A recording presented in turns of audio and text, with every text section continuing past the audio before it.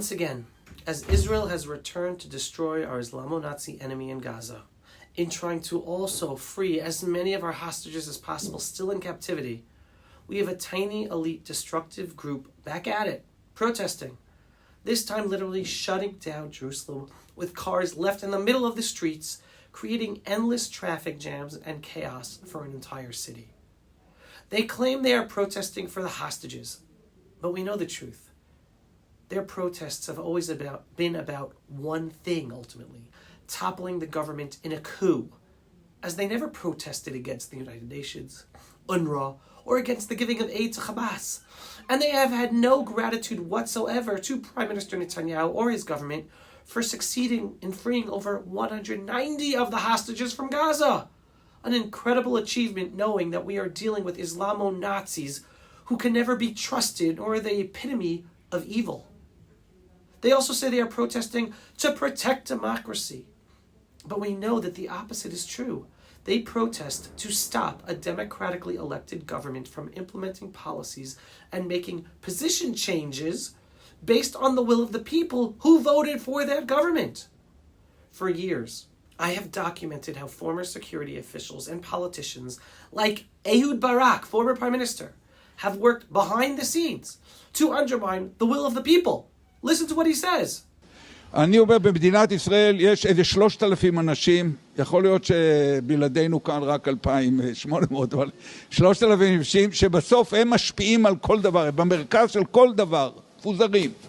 רובנו, אני אומר, אני מניח שאני מכיר 1,500 מהם, ול-1,500 אחרים שאני לא מכיר, אני יכול להגיע דרך חבר משותף, אין מישהו בצד שני שאין לי חבר משותף איתו שיכול לדבר.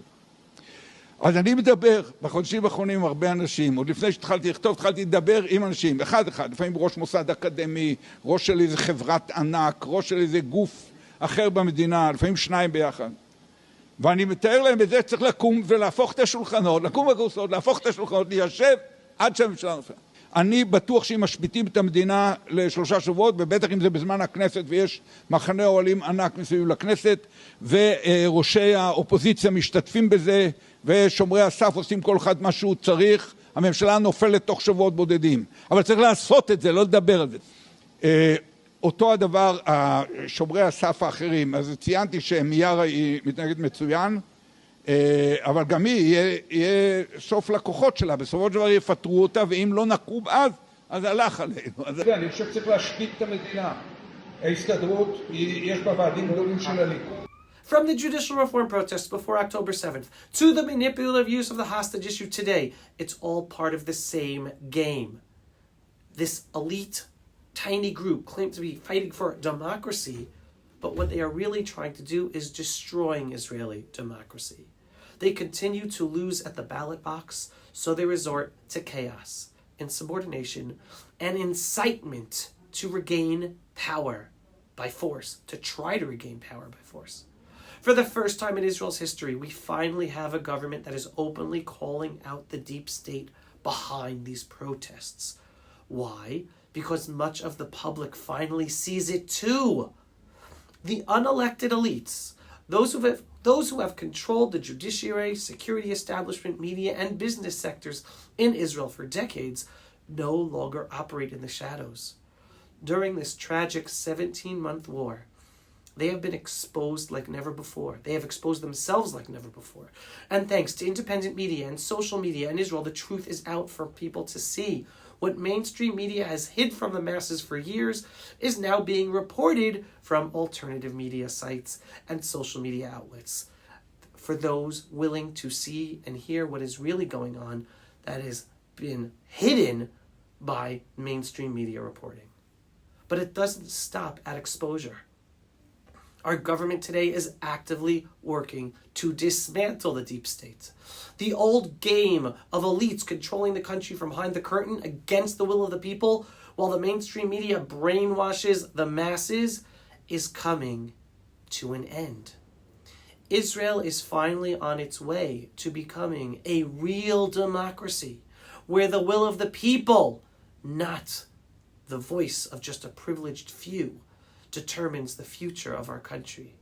The protest movement in the streets today of Israel, once again, are basically the deep state's last stand, and they know it. This won't be a quick or easy process because the deep state is controlled by a tiny, rich, and powerful elite with enormous influence over the courts, the media, the financial sector, and international business.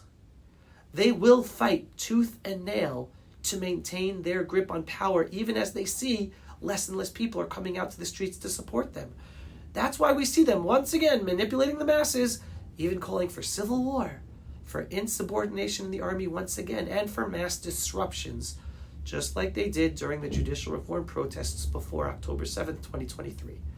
But here's the difference. While thousands will join them today, a majority of the public that once joined them and supported them won't be showing up ever again to join them. The war has exposed the depth of their corruption and incompetence. So many of the failures of October 7th and the aftermath were a direct result of deep state policies. One easy example before October 7th, the legal system forbidding soldiers from shooting at Hamas terrorists rioting near the Gaza fence.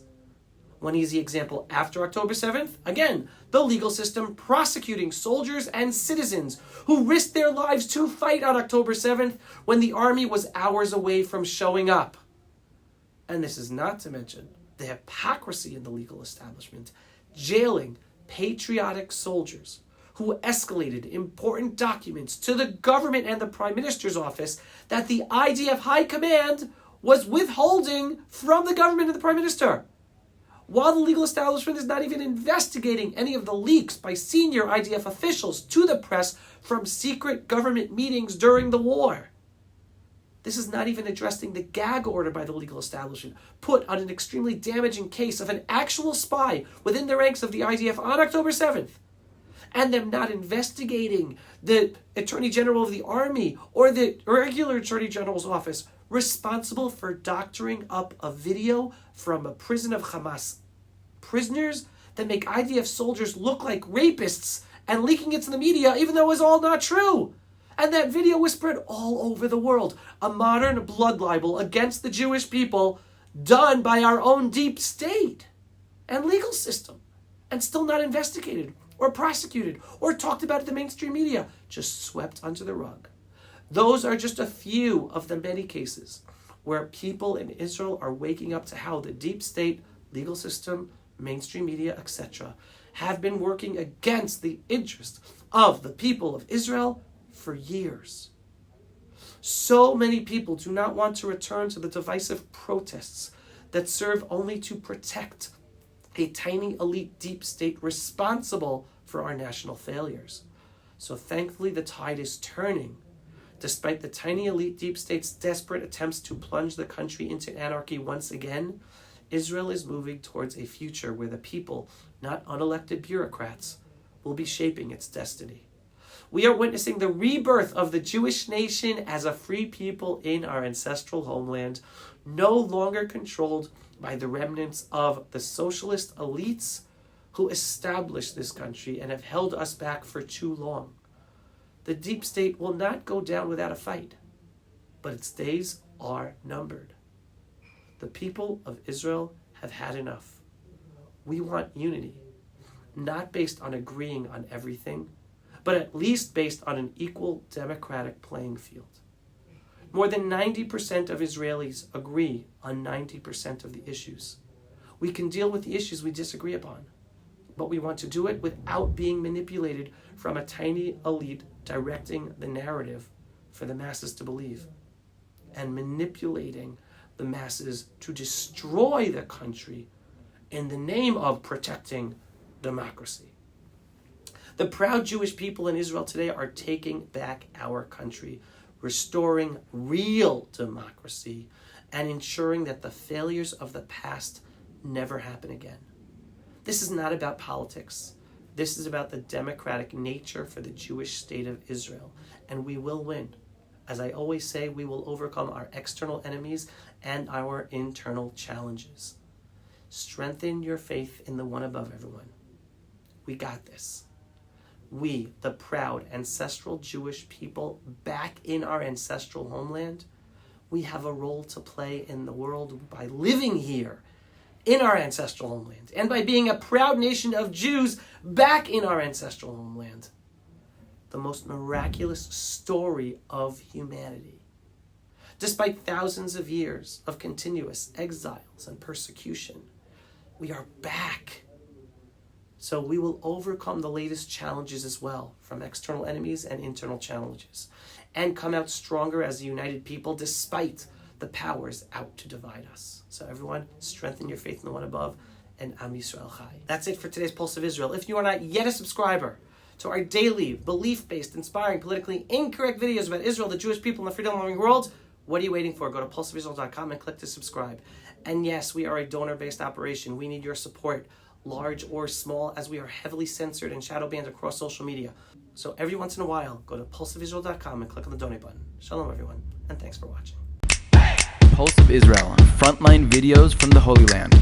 Support our work by donating today.